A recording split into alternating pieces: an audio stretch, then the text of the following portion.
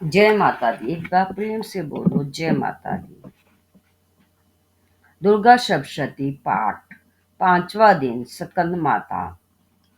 माँ दुर्गा का यह पांचवा रूप है। स्कंद कुमार कार्तिकेय की माता होने के कारण इन्हें स्कंद माता कहा जाता है। इनका पूजन आराधना करने से दिव्य ज्ञान की प्राप्ति होती है तथा संसारिक कष्टों का निवारण होता है। नवरात्रि के पांचवें दिन माँ स्कंद माता का पूजन आराधना किया जाता है। इस दिन माँ को शास्त्रों में पुष्कल उत्तम कहा गया है। इस दिन का बड़ा महत्व है। योगी जन इस दिन अपना ध्यान विशुद्ध चक्र में केंद्रित करते हैं। ऐसे साधकों की बाहरी क्रिया व चित्तवृत्ति लुप्त हो जाती है। चूंकि ये कमल के आसन पर विराजमान रहती हैं, अतः इनको पद्मासना देवी भी कहा जाता है। इनका वाहन सिंह है।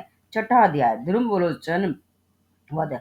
कथाराम में ऋषि बोले कि देवी ने जब ऐसा कहा कि दूत को बड़ा क्रोध आया और वह वहां से चलकर सीधा असुरपति शुभ के पास गया और सारी बात विस्तार से बतला दी। दूत के मुख से सारी बात सुनकर राक्षसासुर क्रोधित हो गया और उसने असुर सेना के सेनापति धूमलोचन से कहा कि धूमलोचन, तुम सेना सहित शीघ्र वहां जाओ और उस दुष्टा को केशों से पकड़कर घसीटते हुए जब बन यहाँ ले आओ। यदि उसकी रक्षा के लिए कोई वहां खड़ा हो तो उसे निश्चय ही मार डालना, भले ही वह देवता यक्ष या गंधर्व ही क्यों ना हो।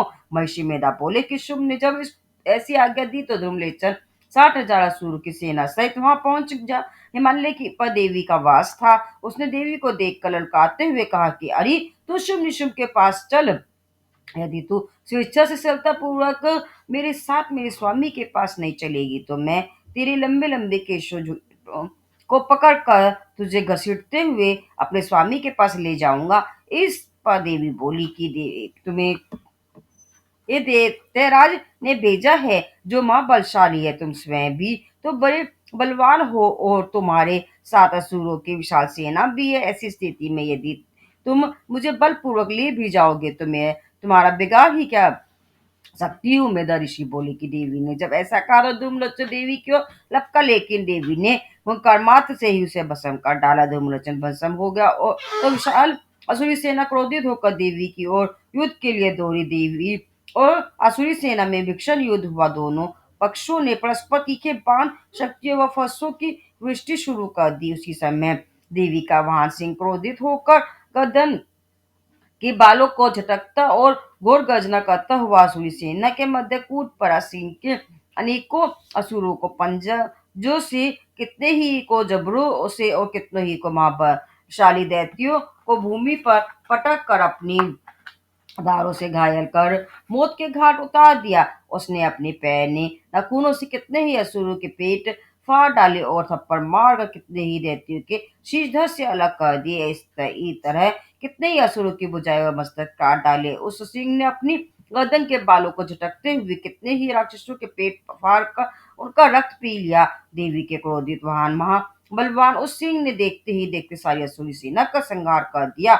उधर शुभ को जब यह समाचार मिला कि धूम्रलोचन मारा गया और देवी के वाहन सिंह ने सारी असुरी सेना का संहार कर डाला, तब उसे देवी पर बड़ा क्रोध आया। क्रोधावश में उस असुरराज के होठ फड़फड़ाने लगे। उसने महाबलवान असुर चंड व मुंड को आदेश देते हुए कहा कि हे चंड मुंड, तुम दोनों विशाल सेना लेकर जाओ और उस देवी को केश पकड़कर यहाँ बांध कर शीघ्र ही ले आओ। यदि उसे यहाँ लाने में किसी प्रकार भी संशय हो तो युद्ध में सभी अस्त्र शस्त्र समुची असुरी सेना का उपयोग करते हुए उसे मार डालना।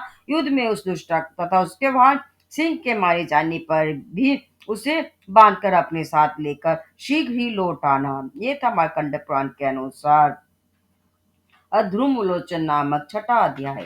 बोलो जय माता दी। सातवां अध्याय। चंड मुंड वध। कथाराम मेधा ऋषि बोले कि इसके पश्चात शुमासुर के आदेश पर चंडमुंड अस्त्र शस्त्रों से सुसज्जित हो चतुरंगी सेना लेकर चल पड़े। पर्वतराज हिमालय के समने उन्नत शिखर पर पहुंचकर उन्होंने सिंगारूढ़ देवी को देखा, जो मंद मुस्कान बिखेर रही थी। देवी को देखकर राक्षस उन्हें पकड़ने के लिए प्रयास करने लगे। किसी ने धनुष बाण का संधान किया तो किसी कोई तलवार संभालने लगा। कुछ अन्य असुर देवी के निकट आकर खड़े हो गए। तब देवी अंबिका को राक्षसों को बड़ा क्रोध आया। क्रोधावेश में देवी का मुख काला पड़ गया, भौहें टेढ़ी हो गई।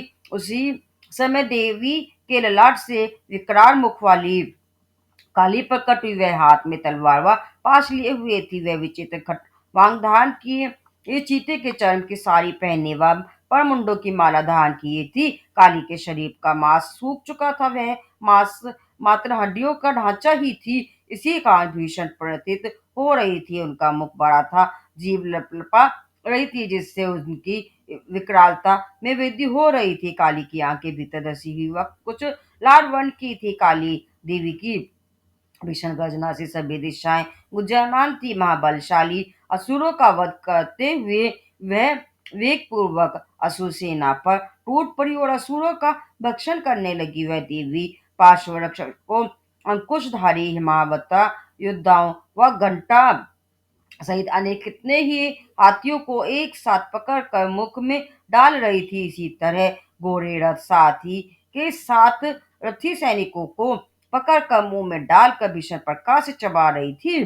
काली कभी किसी के बाल पकड़ लेती तो कभी किसी का गला दबा देती, किसी को पैर से कुचल डालती तो किसी को छाती से धक्का मारकर गिराती और मार डालती थी।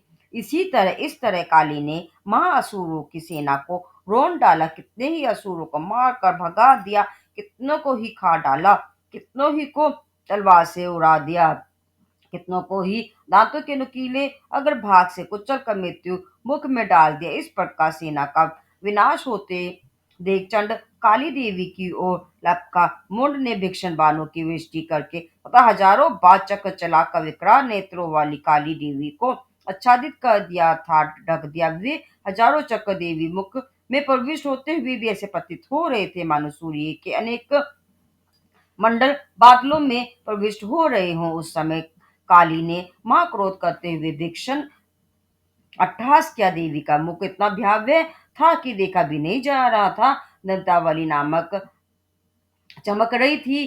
तब काली ने हाथ में तलवार लेकर हुंकार करते हुए चंड पर धावा बोलकर उसके बालों को पकड़कर उसे तलवार से उसका सिर काट कर शरीर से अलग कर दिया। इसी प्रकार देवी काली ने चंड का वध कर दिया। चंड को मरा हुआ देख कर मुंड काली की ओर लपका। तब काली ने क्रोधित होकर तलवार के प्रहार से घायल कर उसे धराशायी कर दिया। महाबलशाली राक्षस चंड मुंड का वध हो जाने पर सेना के असुर प्राण बचाने के लिए व्याकुल व भयभीत हो इधर उधर भाग छुटे। तत्पश्चात काली ने चंड मुंड के कटे शीशों को हाथ में ली चंडिका के निकट जाकर घोर अट्टहास कर कहा कि हे देवी, महापशु रूप चंड मुंड असुरों का वध कर मैंने तुम्हें भेंट कर दिया है। अब इस युद्ध यज्ञ में शुंभ निशुंभ का वध तुम स्वयं ही करना। मेधा ऋषि बोले कि जब कालीचंद मुंड किसी शुभ को चंडिका देवी के पास लेकर गई, तब कल्याणी ये चंडी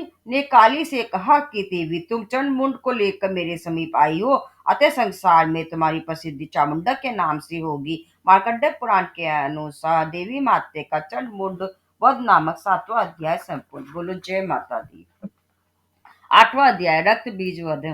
कथा आरंभ। मेधा ऋषि बोले कि चंड मुंड असुरों का वध व विशाल सेना के संहार का समाचार पाकर महाप्रतापी असुर दधिपति शुभ को बड़ा क्रोध आया। उसे क्रोधवश में ही अपनी संपूर्ण असुरी सेना को युद्ध के लिए प्रस्थान करने का आदेश देकर महाप्रतापी असुर राज शुंभ स्वयं भी हजारों विशाल सेनाओं सहित युद्ध के लिए प्रस्थान कर गया।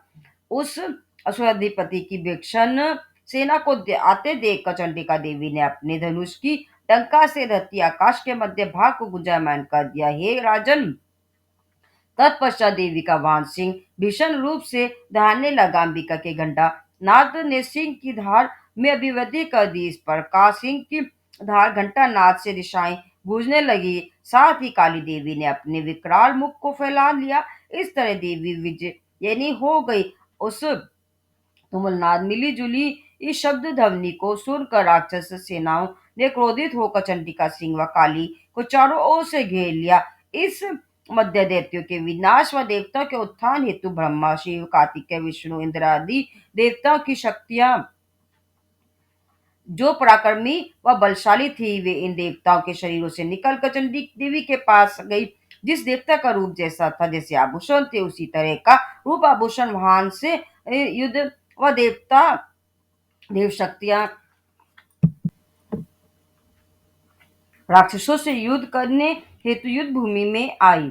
स्वपतः ब्रह्मा जी की शक्ति ब्राह्मणी हाथ से जुते विमान पर आरूढ़ होकर अक्ष सूत्र व कमंडलू से सुशोभित होकर आई। शिव की शक्ति माहेश्वरी बैल पर सवार होकर हाथों में श्रेष्ठ त्रिशूल धारण किए, मानाग के कंकण धारण किए, शीश पर चंद्ररेख से आभूषित हो आई। कार्तिकेय की शक्ति जगदम्बिका उन्हीं का रूप धारण कर मयूर के वाहन पर आरूढ़ होकर हाथ में शक्ति धारण के असुरों से युद्ध करने के लिए आई।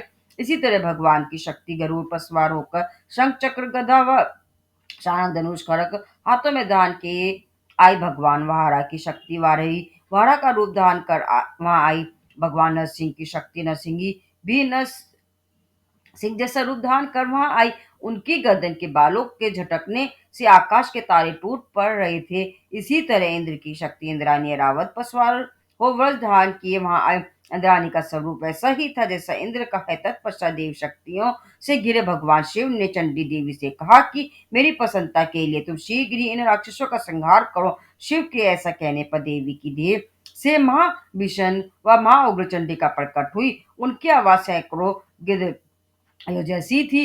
उन अपराजिता देवी ने धूम जैसी जटा वाले भगवान शिव से कहा कि आप मेरी दूत के रूप में शुभ निशुभ असुरों के पास जाइए और उन अभिमानी राक्षसों से तथा उनके अतिरिक्त भी जो असुर युद्ध के लिए वहां तत्पर हैं उनसे कहिए कि दैत्यो, यदि तुम लोग जीवन की कामना करते हो तो इंद्र की को तीनों लोकों का राज्य देकर देवताओं को उनका यज्ञ भाग के उपभोग का अधिकार देकर पाताल में लौट जाओ। यदि अपने बल के गर्भ में आकर युद्ध करना चाहते हो तो फिर मैदान में आ जाओ। तुम्हारे मांस से मेरी योगिनियां शिवाएं ही तृप्त होंगी।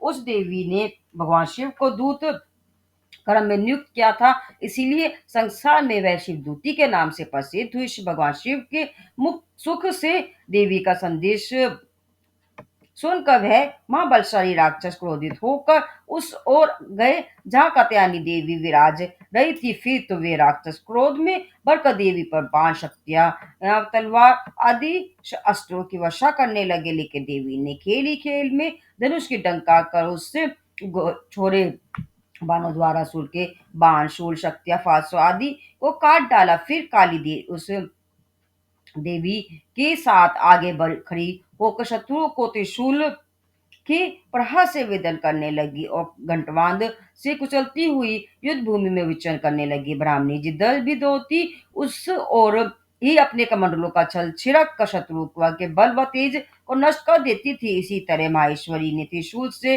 वैष्णवी ने चक्र से, कार्तिकेय की शक्ति ने अति क्रोध में भरकर दैत्यों का संहार करना प्रारंभ कर दिया। इंद्र की शक्ति ऐन्द्री के वज्र प्रहार से वेदन होकर सैकड़ों ही दैत्य रक्तधारा बहाते हुए धराशायी हो गए।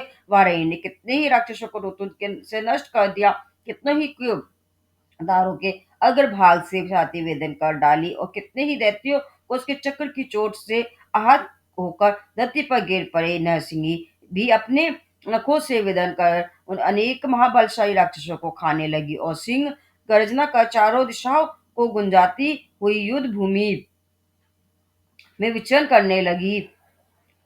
अनेक राक्षस शिवदूती के प्रचंड अट्टहास से भय खाकर धरती पर गिर पड़े और जिन्हें शिवदूती खा गई। इस तरह क्रोधित मातृगणों द्वारा असुरों का मारा जाना देखकर असुर सैनिक भाग छुटे। उन्हें भागते हुए देख रक्त बीजासुर क्रोधित होकर युद्ध के लिए वहां पहुंचा। उसके शरीर से रक्त की बूंदें धरती पर गिरने लगी। जैसे ही उसके शरीर से रक्त की बूंदें धरती पर गिरती, उसी के समान मां बलशाली एक अन्य असुर धरती पर उत्पन्न हो जाता। वह रक्त बीज हाथ में गदा लेकर ऐन्द्री के साथ युद्ध करने लगा। जब ऐन्द्री ने अपने वज्र से रक्त बीज पर प्रहार किया, जिससे वह घायल हो गया और उसके शरीर से रक्त रिसने लगा, उस रक्त से उसके समान ही मां बलशाली योद्धा पैदा होने लगा।